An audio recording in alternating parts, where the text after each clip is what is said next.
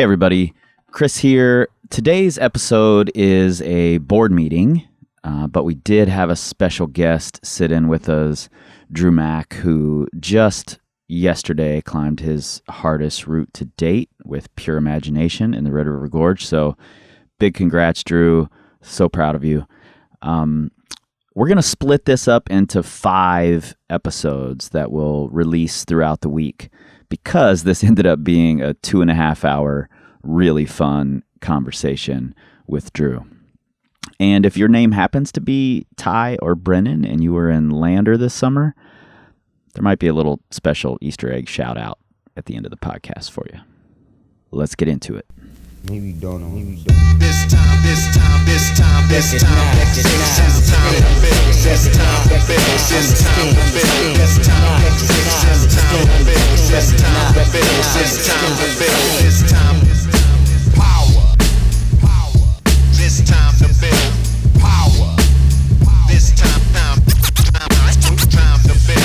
power. This time to build power. What's up, everybody? I am your host, Chris Hampton. I'm Nate Drolet. And I'm Dru Mack.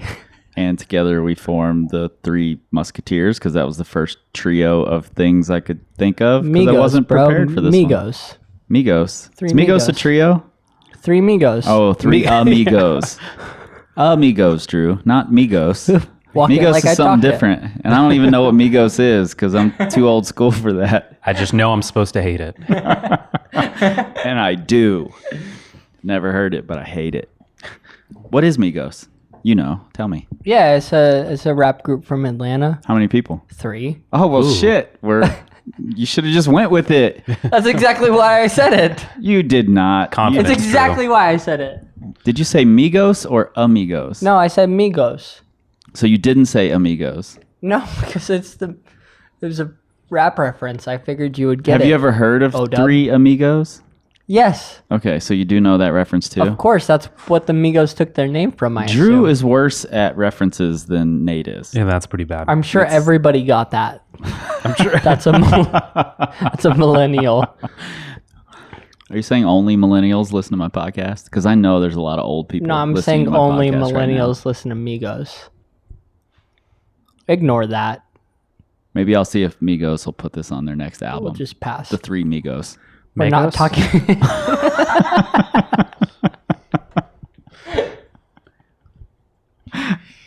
All right. That's enough. I think we're doing a podcast. We're in podcast number 2 here with Dru Mack, our special guest for this board meeting. You might be. Have we had another special guest on a board meeting, like with the two of us? Edwin. But he was just with me. I He know. took your I place. was a little sad that was still called a board meeting. Yeah, it was a guest board meeting. It was. No, other than the 2 coaches, 2 other guys, Paul and Blake. Yeah, we I don't haven't- think you're- so. You I might think be our this is- first outside guest at a full board meeting. Mm-hmm. Awesome. Thanks for having me. I appreciate it. Yeah, you don't have to be so proper, Dru. Board meetings are a little off the cuff. They're not so. It's the reason we get the explicit rating. yeah. Yeah, mostly me. So we're actually talking today about a topic that Dru knows quite a bit about, and the 3 of us sat here coming up with our top 5 most common, and we argued quite a bit about the order that these 5 were going to be in. So I don't even know if they are in order. Nate might think they're in order. I think they're in a whack order. I don't know what Dru thinks. But we're going to be talking about the 5 most common redpointing pitfalls. And Why'd you say this is something I know really well, though?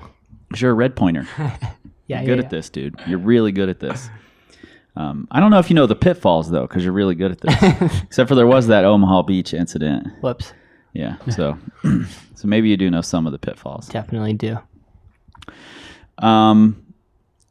Nate, when I said this, you said, "Can we make that a pun?" Did you come up with a pun?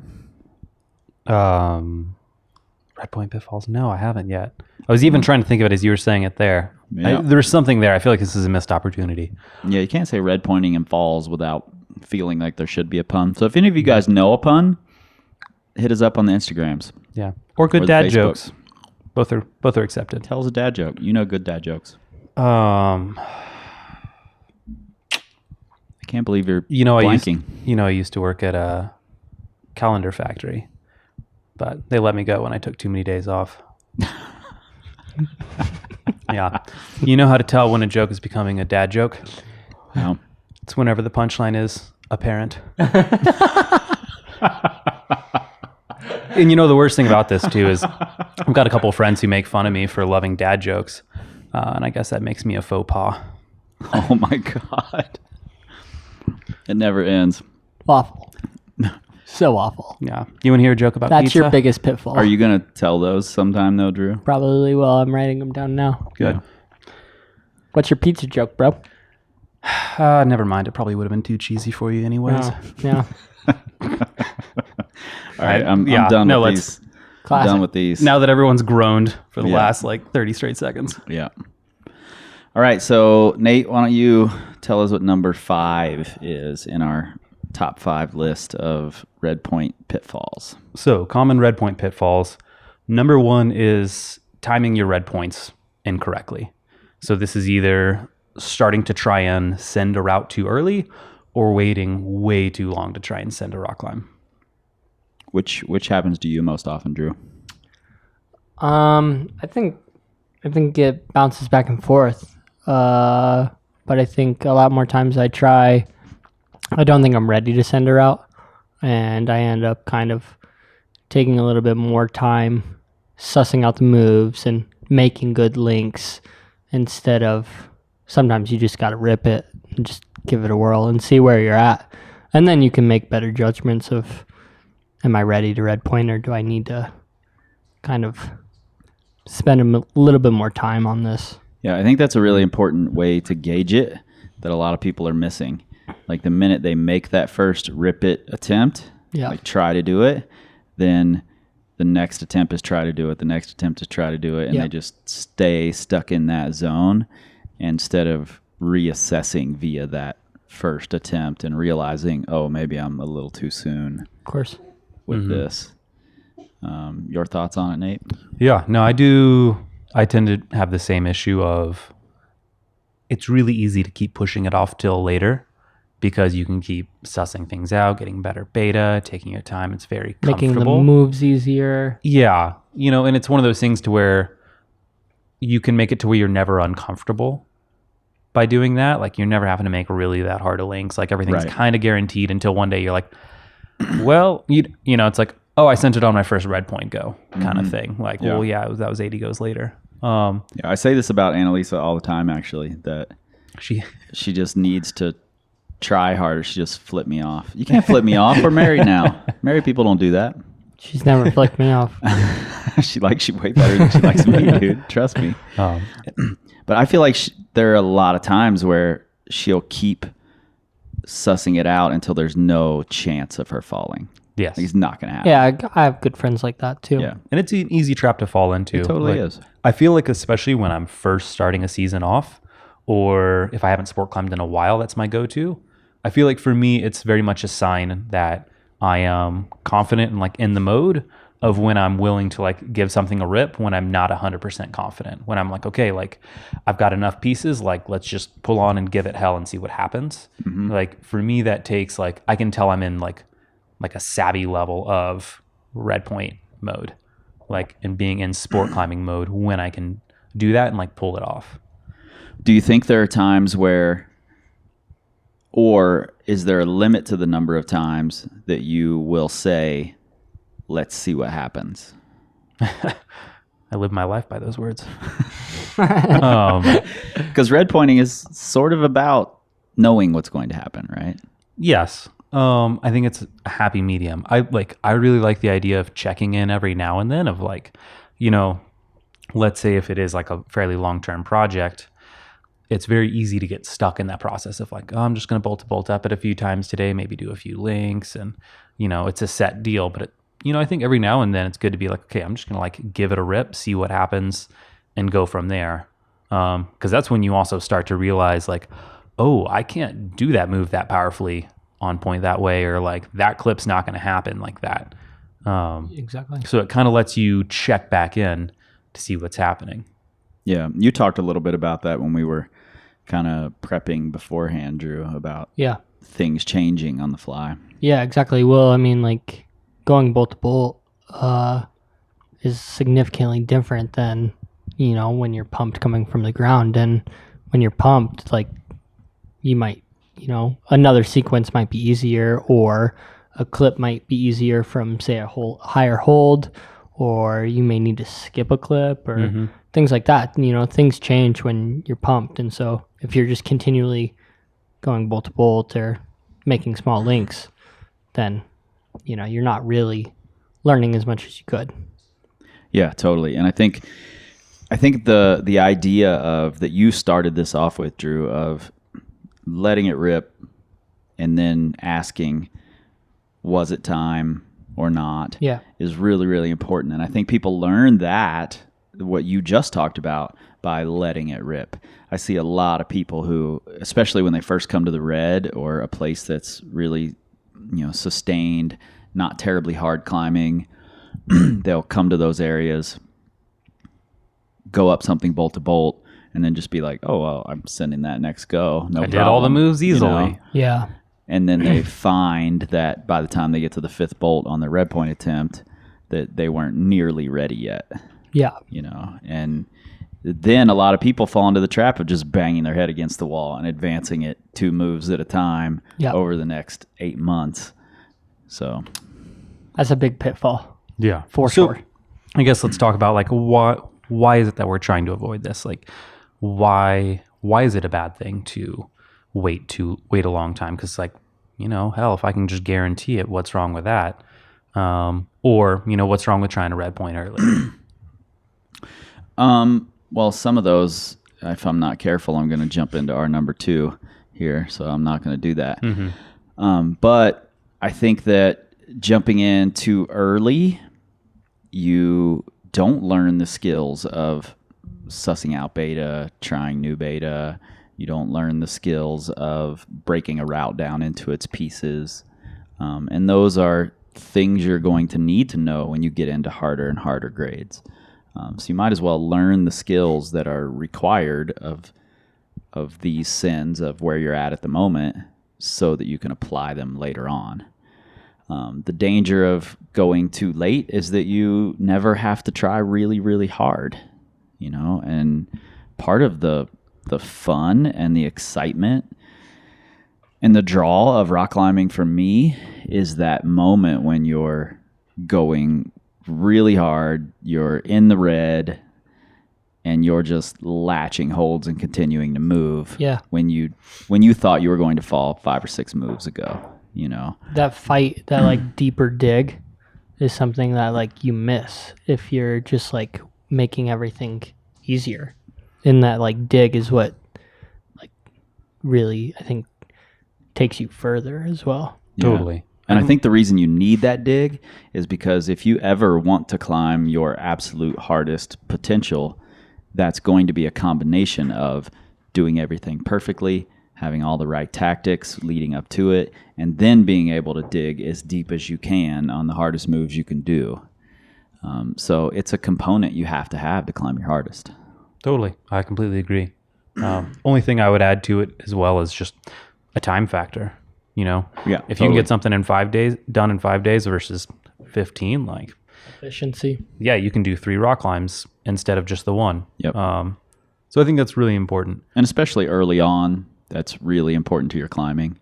There are times when just miring into a long-term project is a good idea, but particularly early on in your climbing, that's probably not a great idea. So. No, totally. So are there any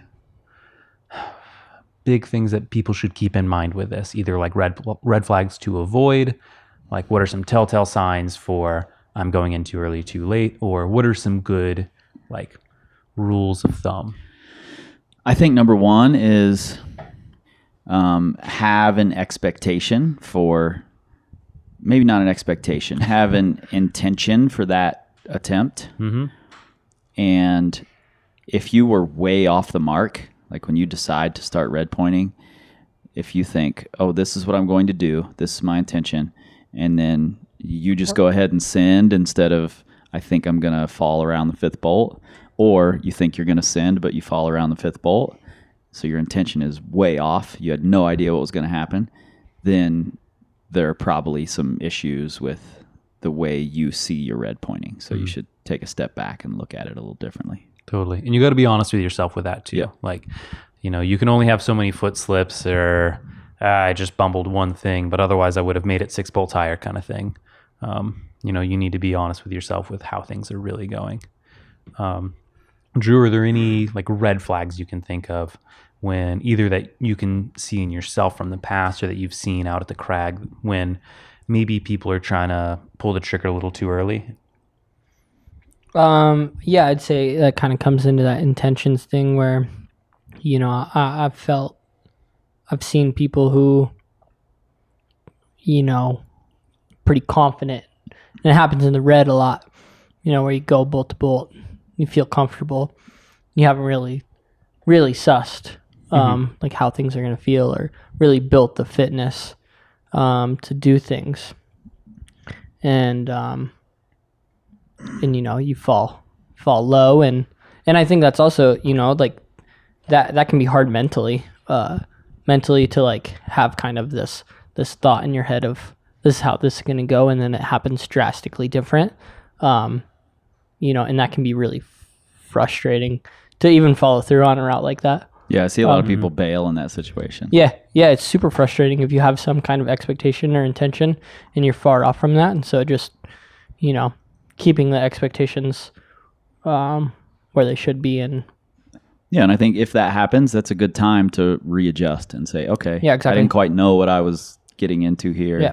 Let me readjust so I can come up with better goals in the future. For sure. Yeah. So what are some good examples of good intentions? I mean, I think we've talked about this before, but I would set like little mini goals for each attempt on the route. And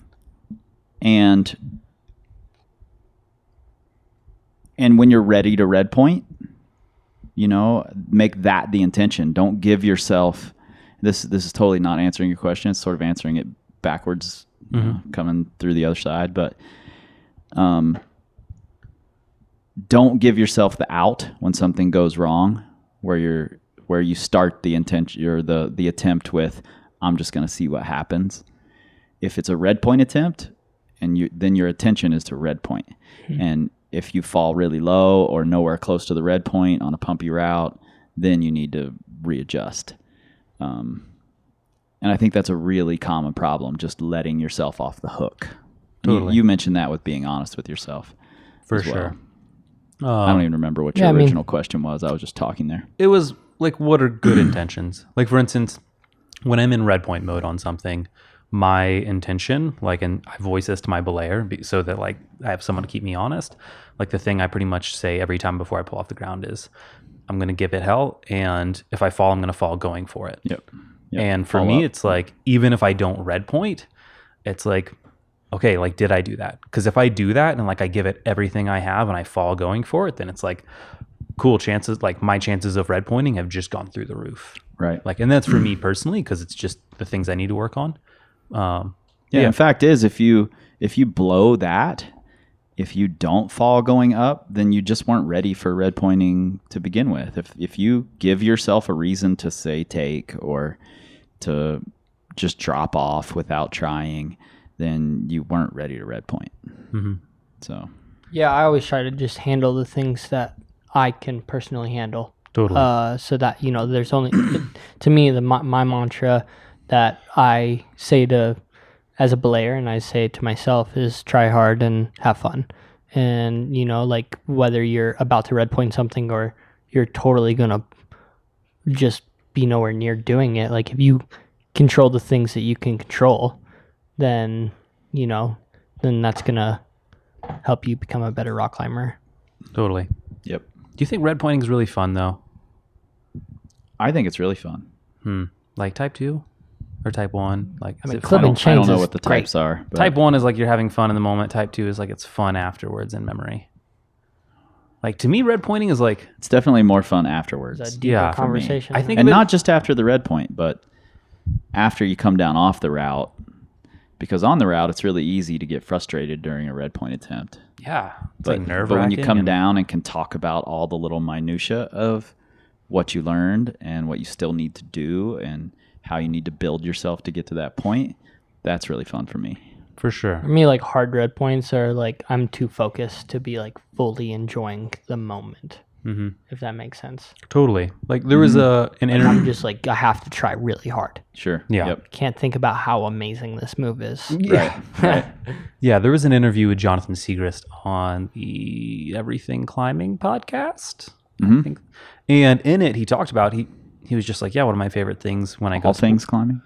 Yeah, Everything climbing. One of those. one of those. I haven't listened yet, but I will someday. Well, there's two-part with Segrist, and in it, he talks about one of his favorite things with sport climbing is having a bunch of his friends at the crag. And his reason for it is he's just like, man, when I think sport climbing, like hard red pointing, he's like, fun is not the first word that comes to mind. Like it is hard, it's stressful. Like, and I think it's like anyone who's competed at a high level or even just competed in something that meant a lot to them, like knows, like, you know, you build up a lot of nerves. Like I remember racing when I was younger. It's like racing wasn't fun. Like I loved training. I loved like hanging out with my friends and I loved like the idea of racing. But like in that moment, like I had a lot of nerves and it was like, you know, everything else was going through my mind, but like, man, isn't this a fun time? Like, and for me, like the hardest red points are like in that same kind of groove. It's like, I love the process. Like I love, especially getting to work on something hard with someone else. But in that small moment, like it's hard. It's nerve wracking. Like, Yeah. I think I've reframed it over the years. And not just with red pointing, but with, I mean, lots of things in my life starting way before climbing. I've kind of reframed challenges as fun. And I think that has extended into whether it's difficult on sites or hard red points or whatever. That's really fun for me, like testing myself against an intention. yeah. So You know, it's funny. maybe that's why I came up with fun. Yeah. No, it's funny you say that because I think about like, it's interesting because to me, like hard on sites, like that is the most fun I ever have rock climbing. Like just pull on, grip it and rip it, like give 100% confident and go and like fall trying hard. Like Yeah. there is nothing more fun to me in rock climbing than trying for a hard on site. So it's funny. Like, I don't know why. Maybe it's just an expectation thing. I don't know. I saw you on that almost boltless slab in Vitavoo, and it looked like you were having a lot of fun. I was so off route. I was okay. So not fun. Yeah, Drew, you weren't there. I like. Ew, ew, ew. I'm like hollering to Chris. I'm like, Chris, does it go right or up? I don't know. Like, there's no chalk, and I'm lost. And he's like, you just go kind of up. It went right. That's not fun Didn't to me. go right. I'm on like these ball bearings, like 30 feet run out over, I don't know, a pretty bomber point or number 3 or whatever. It would have held, obviously. But you on-sighted it, so it was fun. Yeah, I'm really glad I onside that 5.6. I'm trying to romp up 5.6. That's my fun. Dude, it was- my fun zone. It was not fun. I was in the danger zone. Yeah, so I mean, I think that's a really common one, actually. Totally. Like pulling the trigger too early or waiting so long that you're always comfortable. Yep. So be careful about it. Be honest with yourself Yeah. So about Chris, how it's actually going. what is our number 4? Well, Whoa, sorry. our What- collective number 4. What is my number 4 that you so graciously allowed? Please stop fighting, guys. I just dropped it. Sorry, Drew. You're all going to have to wait until tomorrow for number 4. In the meantime, you can find Drew on the Instagrams at Dru Mack 5. You can find Nate on the Instagrams at Crux Padwell. You can find me at Power Company Climbing on the Instagrams, the Facebooks, and the Pinterests, or at www. Nobody uses that anymore. PowerCompanyClimbing.com. You could search for us all day on the Twitters. You're not going to find any of us because we don't tweet. We scream like eagles. This time, this time, this time, this time, this time to build, this time to build, this time to build, this time to build, this time to build, this time to build, this time power, this time to build power, this time to build power, this time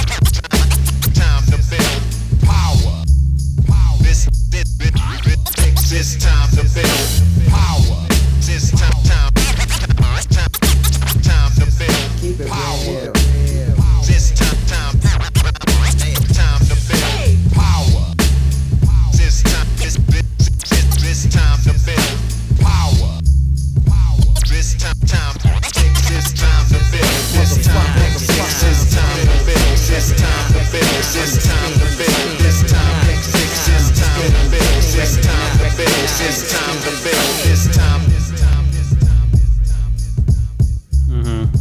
Are you not? Can I eat this? Yeah. Put the mic down here. Yeah. You can eat it with the mic up there. Oh, I can? Yeah. You're Dru Mack. Some people want to hear you chew. No, nobody does. You're famous, dude. You know what's great is actually I'm gonna sell these sound bites of Drew chewing on eBay. I was at the crag the other day. I was on at the rodeo wave, and these two guys that climb at the red were just like, "Oh man, Ty and Brennan." Brennan. Yeah. Shout out Ty and Brennan. Shout out to Ty and Brennan. Ty won the Dino comp. Yeah. Brennan is swole. Yes. Very. So swole. Yeah. Ty saved the day. I set that final dyno, and I was like, "Oh God, I hope someone can do this." Crushed it. So we're there, and I think it was Ty who was saying that he was like, "Oh yeah, I met Dru Mack, but I had to pretend like I didn't know him because like I can't just be like, oh well, you're Dru Mack." So I had to like pretend like I was meeting someone I didn't know. So it was pretty funny. Good job, Ty. Yeah. Yeah. Drew needed that. His ego was getting giant sized. Yeah. Shout outs Ty. Young dude climbing really hard in scary tread routes. Yeah, those kids are strong, man. Proper rad. And they're stoked. So this is going to go at the end of the podcast as a little Easter egg at the very end. So you'll have to tell them all to listen, Drew. Check it out. All right, we ready? Yep.